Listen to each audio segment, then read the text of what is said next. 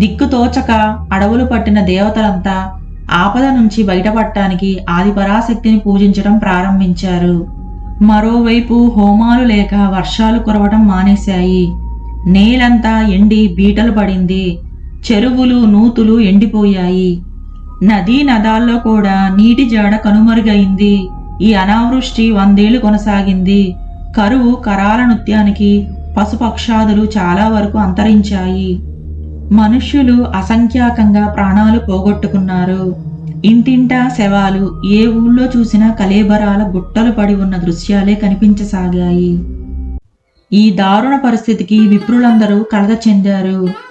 ఏం చెయ్యాలో దిక్కుతోచక వారందరూ హిమాలయాలకు చేరి నిరాహారులై ఆదిపరాశక్తిని స్తుతించసాగారు.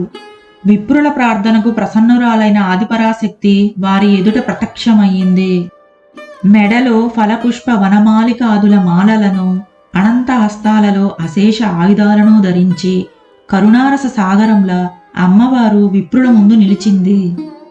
దుఃఖిస్తున్న ప్రజలను చూసి జగజ్జనని అనంత నయనాలు ఏకధారగా వర్షించాయి. ఆ వర్షధారలకు భూమిపైనున్న వాపి కూప తటాకాదులు నీటితో నిండాయి. ఓషధులు పులకించాయి. ఫల పుష్పాది వృక్షాలు పచ్చదనాన్ని సంతరించుకున్నాయి. అప్పటి వరకు కొండ కోణాల్లో దాక్కున్న దేవతలందరూ బయటకు తరలివచ్చి విప్రులతో కలిసి గొంతు కలిపి దేవిని స్తుతించటం ప్రారంభించారు. జగన్మాత పరవశురాలైంది. తన చేతిలోని పండ్లు కాయలు అందరికీ అందించింది. ఫల శాఖాదులు అందించడంతో విప్రులు దేవతలు ఆ జగజ్జననిని శాకంబరి అంటూ శ్లాఘించారు.